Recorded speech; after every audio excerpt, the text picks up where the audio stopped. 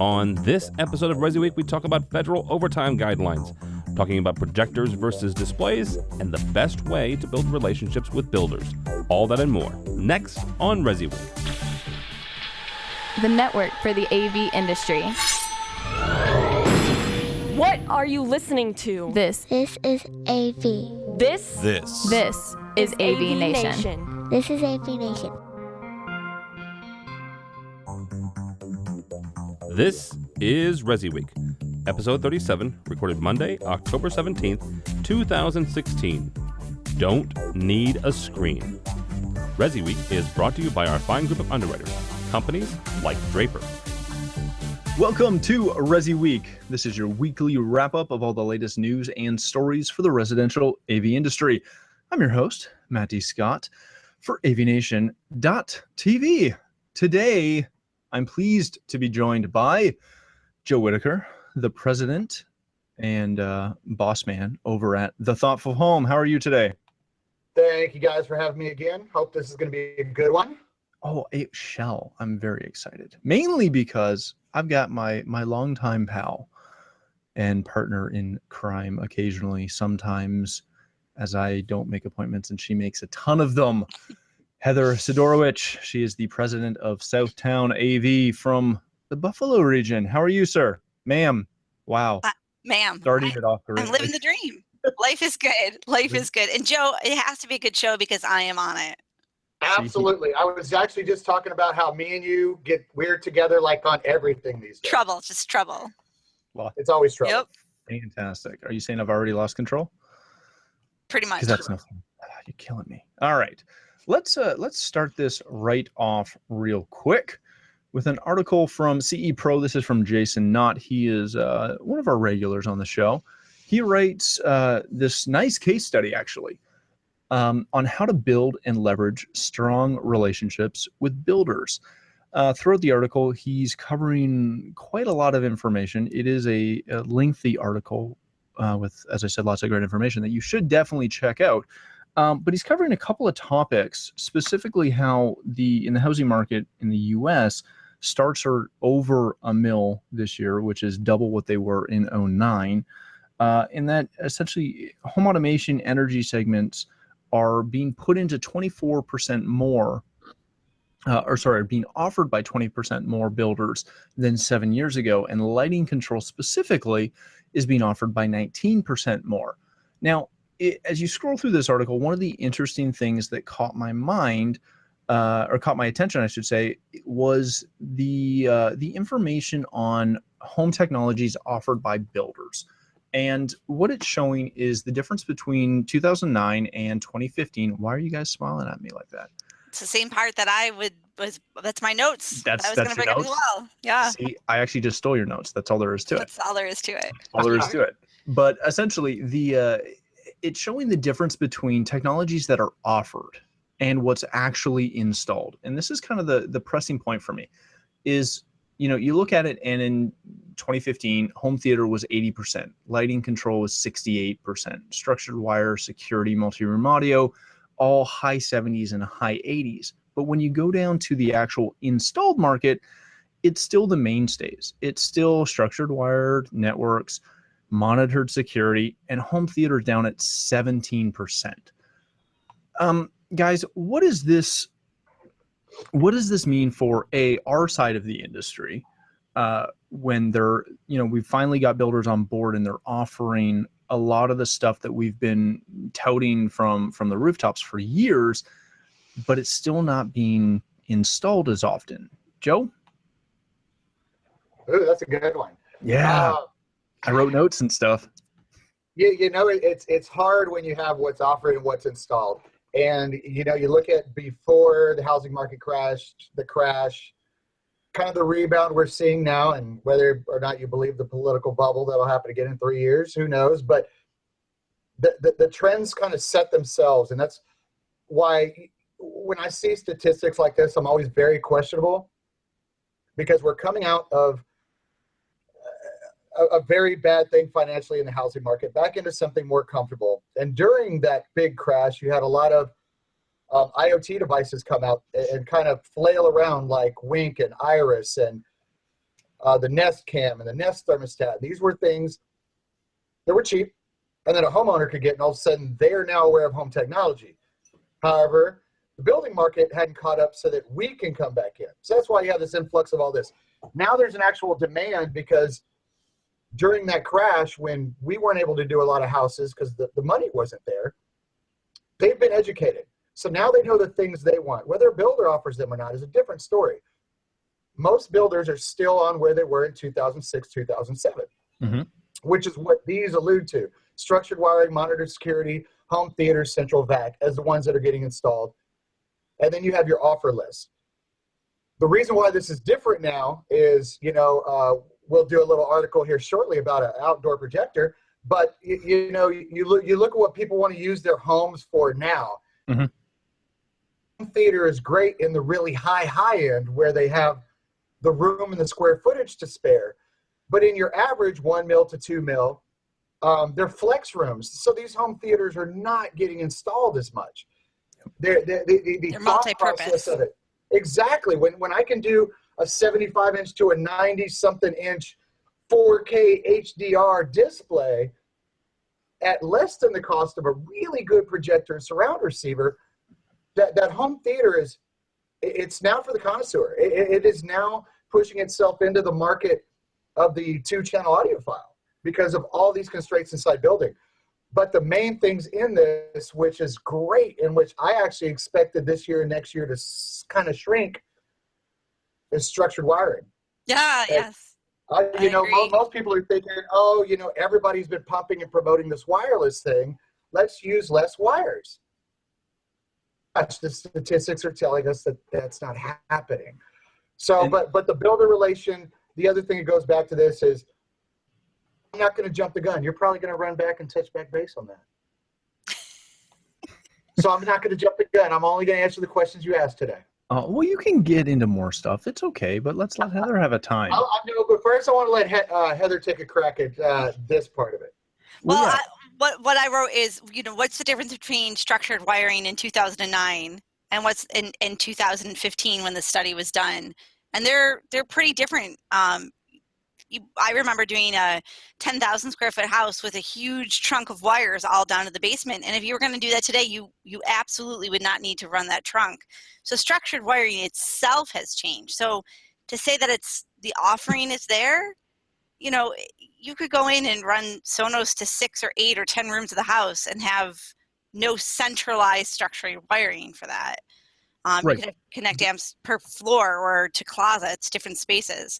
So that's kind of an interesting way that we're changing. And I also see the home space as it really, to be a smart home, it was this one centralized location with your touch screen and your buttons. And I've always been fighting the idea of 28 buttons on a panel. But today, so we just changed the lighting control in our house.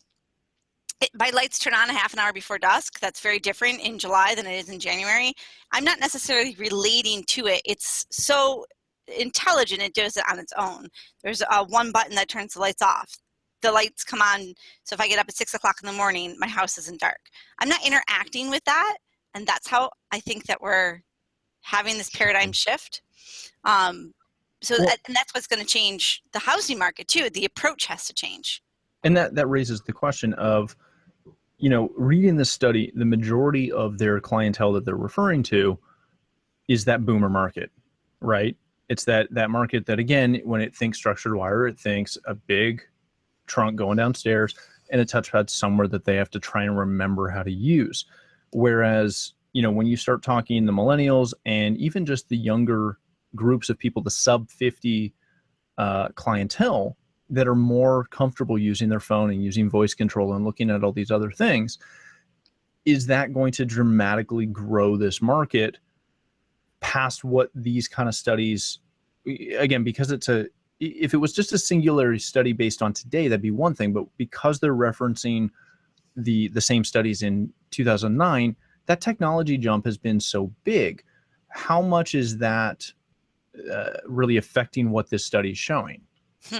It's going to depend on whether you're a technologist out there selling solutions and not products, and whether your portfolio is diverse.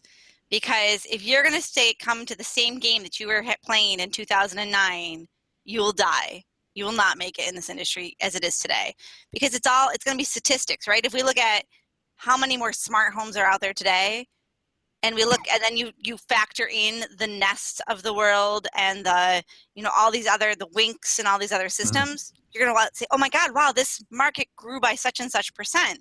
But then you're going to look at certain dealers and they're going to say, well, that's not true because my market has gone down. So we really have to, I think, as an industry, as industry professionals, we have to change our entire shift in the way that we're thinking about the market and the industry as a whole. So does it mean that this is, quote unquote, kind of the end of that builder integrator model where they're wanting to, the builder that is, where the builder wants to offer some of these services and do it through their electrician or their security guy, and then for the more advanced systems, they're going to wash their hands of it? I'm watching that die. Which part though? Which part? You're watching the builder integrator relationship? With the builder doing the lower tech stuff with the security company or with the electrician. That model, we're watching it with just about every builder we deal with die. That model's gone. It's funny. One of the best examples I can give. Somebody needs to tell and I'm going to name drop. I'm going to name drop real quick. So the guy's name is Tony Pritch from. It would not be a show with you. It would not be a show with you if you didn't name drop at least one or two really important fancy people. Well, no. This guy in Texas. So he's a builder. He's one of the builders we work with. Actually, he's going to be speaking with me for the Tech Home X thing and about technology. His idea is this: all technology solutions need to come from the home technology professional company. Everything, blinds, security infrastructure, and he line items these as packages. He promotes that technology into the home. He's basically a conduit because him as a builder, and yes, he's very forward thinking and he's super tech savvy, but he sees these as or more important than countertops, custom ceiling finishes. He gave me a really good example about a client who wanted this like $20,000 rug in like their hearth room, but they wanted a crappy TV. And he told them, let me ask you a question. Throughout the day, which one of these two are you going to look at more? Are you going to look at the rug? Or are you going to look at the TV? They've been offering all these things forever, like custom hardwood floors. But how does that affect the way you live inside the home? Builders are starting to catch on to this, and they want to give their client the best, the best experience possible. So they know they can't do this with your, average run-of-the-mill electrician. You can't do this with your average security monitoring company. They're starting to get it because, well, they've been burned for the last 10 years. Now, are they seeing their clients push this, or is this something that they have noticed themselves? So within the ones that we do, it's kind of a split. Most people are aware of the options. They just need a little education on how all these things actually come together, how the model fits together. Whereas you've had somebody have some experience with, Lutron, a set of lights by themselves, or Nest by itself, or, bringing all those things together in an ecosystem is something, that they need a little bit of education on. But the great thing is builders get this now. Yeah. So a lot of times these conversations happen before we even come in. Now, Heather, is that something that you're seeing? And if you're not, how do integrators go about approaching the builders that they're working with to promote this concept of, your technology really needs to come from your technology professionals? We never were fully dependent on the builder market. So therefore 2008 did not hurt us like it hurt others. But our builders, they've always come from the client. They've always been client centric. So we've met the client through home shows or just being out in the area, just being, doing presentations on stage at the local home shows, just saying we're the local experts, call us with questions. And then that has grown into, okay, now I'm building a house. And when they were building a house, then they would contact us. And through that, I think that we're on every builder's list locally, except that I would still say we don't do a lot of new build these days. I think we're still retrofit. We do a few new builds a year, not a ton. But again, that's part based on what moves us and what we're up to. You know, we've been doing a lot of commercial work lately too. Right now, Buffalo's in a big growth phase commercially, so go where the money is. And it's, you know, something that my team is really good at right now. So yeah, I've never had a ton of success going after the builders themselves. Interesting. Very good point. All right, moving on from that, again, check that article out. It is a good one. Moving on to an article from CNET. Do Hisense TVs make high-end sense? Now, before you both smirk, which I see you doing, this is from David Katzenmeyer over at CNET, talking about how Hisense is now kind of taking a page from Vizio and going after that high-end market. Whereas in the past, you normally would look at Hisense, you'd see them at Walmarts and Kmart's back when we had those, and stuff like that for your cheap budget 32-inch to throw in a spare room.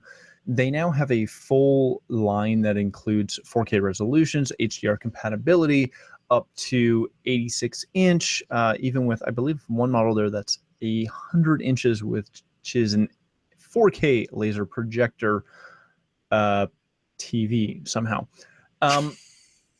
Heather, is this something that you are looking forward to being able to offer your clients? Absolutely not. And wow. we have played this not game even before. giving them a chance. No. Maybe ask me again in 5 years. So here's what drives me crazy. And we went down this rabbit hole, and I've had firsthand experience. There was Go Video. Remember Go Video years ago? And so one holiday season, we felt, well, man, if we want to compete with Walmart, which had just opened up down the street, we thought we need to bring some of these in. And every single one went bad. And what kills me about these reviews is they say, great, out of the box, it's beautiful, and it will clean your house. That's great. Where is it in a year? Where is it in a year and a half? Where is it in, you know, I just had a guy, this old guy, he was like 106. He just walked in the store earlier today with a Sansui TV. He's like, I've had this for a year and a half. It's broken. I said, well, of course it is. Like, you probably paid nothing for it. Do you know where you got it? No. Like, I mean, like, you get what you pay for in electronics, no matter how much you want to spin that. You know, I used to have a truck driver that said what he hated most about Vizios is that he had to carry them twice. One in the client's house and one back out again. Oh, gosh, these are true stories. Like, these are frontline things. These are not my opinion because I looked at it for 10 minutes and I'm a reviewer. So and I live with it for a week. This is what we love about having you on the show is you're so honest. You don't veil anything. I don't.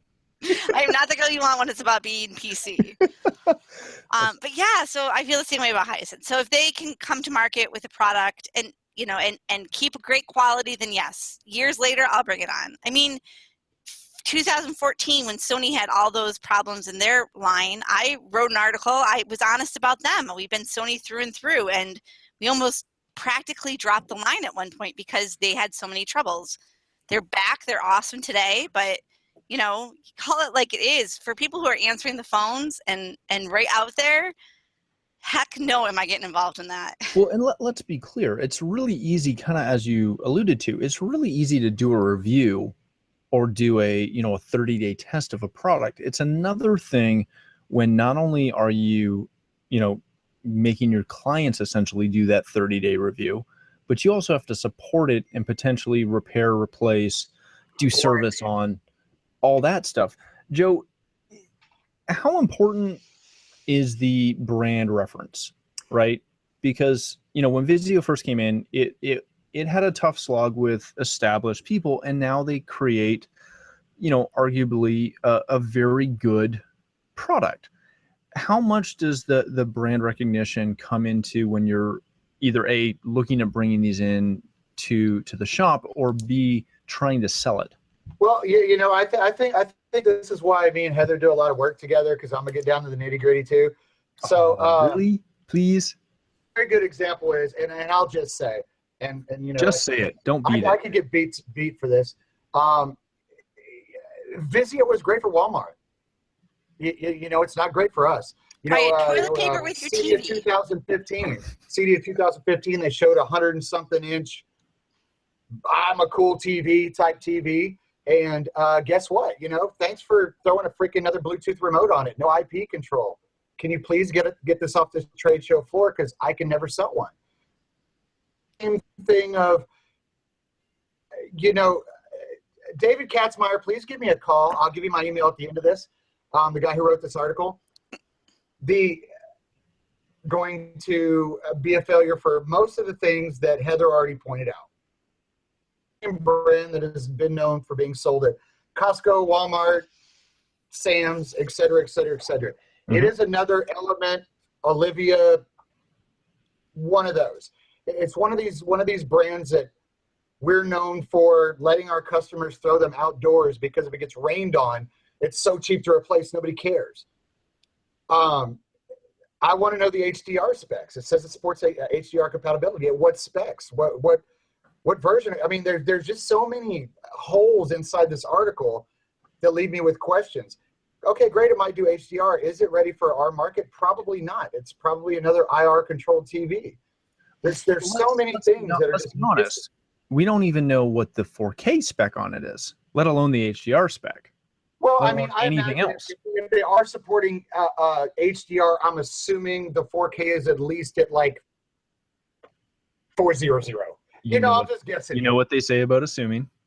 Yeah, because if I get an email from them and say we're doing 444, now my mind's gonna be blown.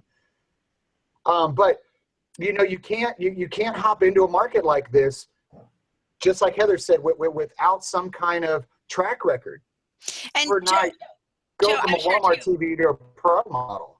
we are not being elitist for those out there who may think, oh, well, they do this, so they're just being elitist because they like their.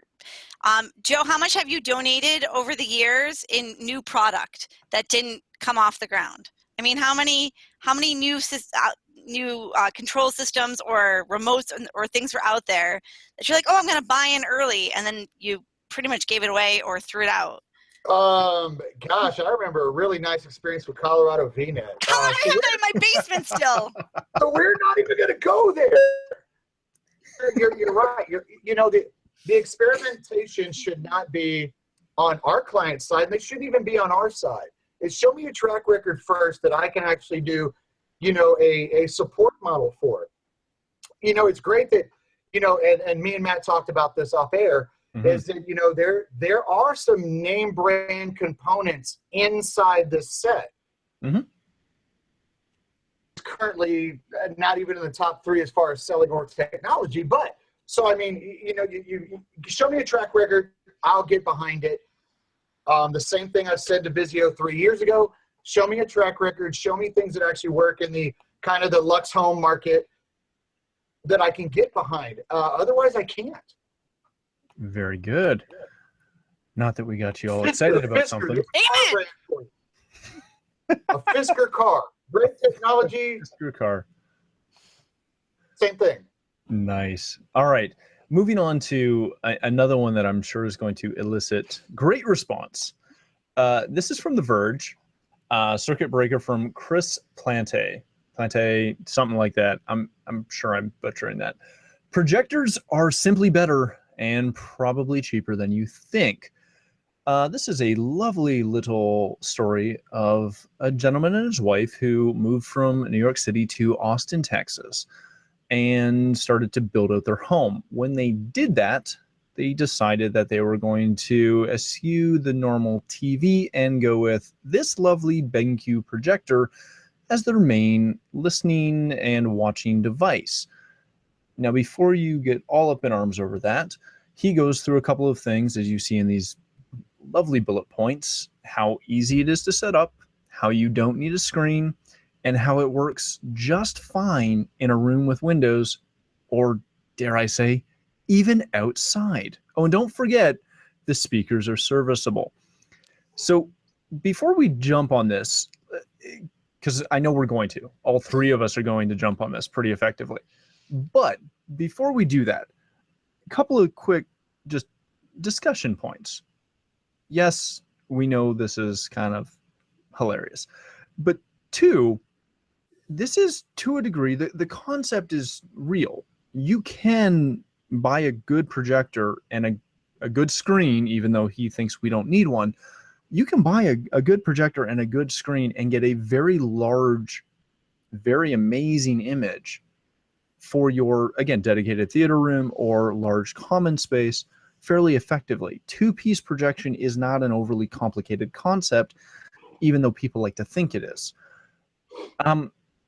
Is this story going to help, though, with that concept, that projection is tough? Either one of you, whoever wants to jump in first. All right, I'll go.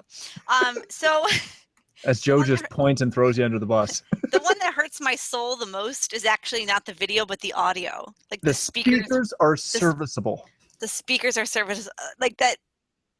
I am all for mass market. I am all for a good enough factor. But to be able to listen to that would hurt. It would hurt me. It would physically hurt me to listen to a movie or a TV show. And I want to ask him after he watches a TV show. Joe ran away. He got so upset. Yeah, he's done. Well, this is my favorite quote from it, though. The projector speakers sound better than a pair of decent external stereo speakers. They're loud and the sound isn't crunchy. Which obviously means that he had like some RCA speakers or something. He obviously did not. We were at a Hard Rock the other day, and they only had the sub was only going. Like they did not have any high end. Sounds fantastic. It was I ruined my meal. I don't understand how people can survive with bad audio. It blows me away. You watch a TV show, especially these days, the dictation is so important, which is why the soundbar was the fastest growing piece of electronic, if not ever in many, many years. And then, so it hurts my soul to hear him say the speakers. As for the screen, I'm kind of fascinated by that trend because I've seen this on the commercial side too. I've seen this at university, them saying, oh, we're not going to put a screen in. We're just going to put it on the wall. And we'll paint it with special paint if we need to. So I don't know, is skin tone color of the skin tone important to people when maybe they don't care. Maybe they don't know the difference, though. That's true too. That's something we run into a lot is they just don't actually know the difference. Because they've never had a decent TV. They've always bought their TVs from Walmart or Costco. They've never had, and again, not to say you have to have your set calibrated, but they just, they go to Buffalo Wild Wings and they see horribly blown out TVs. So now, I will say, at CES, Sony had a prototype of a projector. Did you see that at their keynote? I didn't go to. Did you, Joe? No, but I watched her keynote, online. The keynote, yeah, that thing was awesome. So that conceptually, it could be done and it could be done well, right? So the idea was correction. They're doing a lot of crazy stuff inside that. The thing was awesome, though. I would buy that. So conceptually, the idea is pretty awesome. He just isn't using it because he doesn't know. But the idea that you could take in essence, a projector and throw it in your kids' room while they have a sleepover. And it sound good. That's pretty cool. Now, Joe, I feel like you ran to get a prop, which concerns me. Yes, everyone knows I'm famous for props, all right? But this is a legitimate one, okay? So are you sure? Let's start. The guy who wrote this, I don't know if the guy who wrote this, if his last name is Plant or Planté, like he's French. I don't know. So, I have a little wrench to throw in his engine here. So we have a particular client who's a commercial client. I'm not going to call out their names because they're kind of big. And we took over a project there. Did I already call out their name, though? No, you did not. Well, okay, safe. You were freaking close, though. We're safe then. But it was a good example of, when this guy goes in to say, it's easy to set up. You don't need a screen. Works outside with windows, maybe lights. I don't know. So there's a big white wall behind me, right? And they had this projector just blowing on the wall. Dude, this does not work. The guy who wrote this review, this is not a satisfactory experience to me in any single kind of way. I wouldn't make my children watch Thomas the Train on that kind of experience. I mean, it's ridiculous. I mean, yes, okay. If you get down to the brass tacks, monetary, an okay screen with a so-so projector might be less than a 75-inch 4K HDR set. But call it what it is. But is he comparing it to that? Well with ambient light. It's the speakers in it are play music on your laptop. That's the experience you're going to get just straight out of your laptop. You're better than this, public. You are better than this. You are better than this. The Verge. You're better than this. Better than this. And that's where I wonder, though, because these guys are not – these aren't your traditional – and I don't want to stereotype The Verge or CNET or anybody else like that, but these aren't your stereotypical users. These are guys that probably watch the majority of their media on a laptop. That's totally possible. They might – and if they're coming from a New York City apartment, they may not even have had a TV. They literally may have been watching it on a 13-inch MacBook Pro. But that's why that's not an excuse. If you're on a 13-inch MacBook Pro, it has a higher resolution output than a it's going to look fantastic compared to the Blu-ray player. I mean, but the stuff you're using takes away from that. And that's kind of the thing is it's great that, if you're not really looking for a good quality experience, yes, you can go to Costco and spend $400 on a projector, splash it on the side of your brick house, and you can actually watch a football game kind of. You might not be able to see the score, but you can see little people running around. And hopefully you're Redskins or the Dolphins because the brick makes them red. Hopefully you're enjoying the event enough that you maybe don't notice the score. Maybe that's what's going on. Like, it is Texas. I know what y'all do down there. Hook 'em horns. Yeah, pretty much. All right, so hold on. Let me pull this back for a second. What do we do as integrators? Because if somebody walks into your store or gives you a call and says, "Hey, I just read this article on The Verge, and I want a projector," how do we go about educating our clients beyond this option without insulting them? Heather, do you own that kit? Do you have the Screen Innovations kit? It is probably one of the best things okay, so Screen Innovations has a little box, and it has a bunch of tiles inside of it. Yeah, I have that one. You have one? Okay, good. I do. Yeah, so you can throw it up on the wall, and you can show, hey, here's plain white. Here's what a white wall looks like. And what I did is I went one further, and I have a piece of drywall in mine, and then a piece of drywall with that goo. Goo, yeah. Painted on it, and show them the experience. Show it to them, because an average consumer doesn't know any better when they read stuff from, I hate to say it, this almost our industry and politics kind of work the same. They're reading technology specifications and reviews from mass media. It's the same thing in politics. They're not getting the brass tacks from the real deal. And we have to deal with that all the time. Oh, I read a review on this 32-inch Samsung. Great. Let me show you one. But that's the truth. It is our job as home technology professionals to educate them on the differences. I notice you keep saying home technology professionals. Yes. You're not a technologist? I must leave now. Oh, goodness. Peace out. And on that note, all right, guys, I'm going to have to cut this short as much as I'm enjoying writing this article. Thank you so much for being here, guys. And Heather, thanks for filling in the last minute. My pleasure. On our cancellation. Heather, where can people find you? You can find my rants and ridiculousness on Twitter at tech_chi. That is CHI, tech_chi. You can find me on Gmail, SAVGAL, Savgal for Southtown Audio Video at gmail.com, or Facebook, wherever. You can find me. I'm around. And they can also find you on Resi Systems. Oh, yeah, there too. Yeah, come on. I'll plug you real. My rants and raving there too. Yeah, there you go.